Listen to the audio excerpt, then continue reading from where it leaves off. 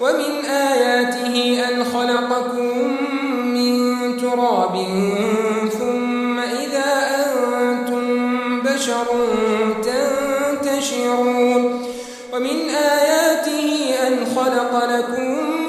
من أنفسكم أزواجا لتسكنوا إليها وجعل بينكم مودة ورحمة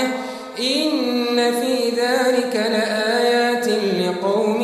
يتفكرون ومن آياته خلق السماوات والأرض واختلاف ألسنتكم وألوانكم إن في ذلك لآيات للعالمين ومن آياته منامكم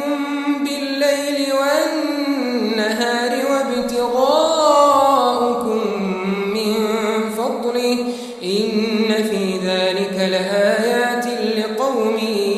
يسمعون ومن آياته يريكم البرق خوفا وطمعا وينزل من السماء ماء فيحيي به الأرض بعد موتها إن في ذلك لآيات لقوم يعقلون ومن آياته أن تقوم السماء والأرض بأمره ثم إذا دعاكم دعوة من الأرض إذا أنتم تخرجون وله من في السماوات والأرض كل له قانتون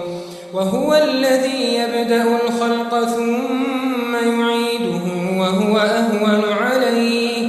وله المثل الأعلى في السماوات والأرض وهو العزيز الحكيم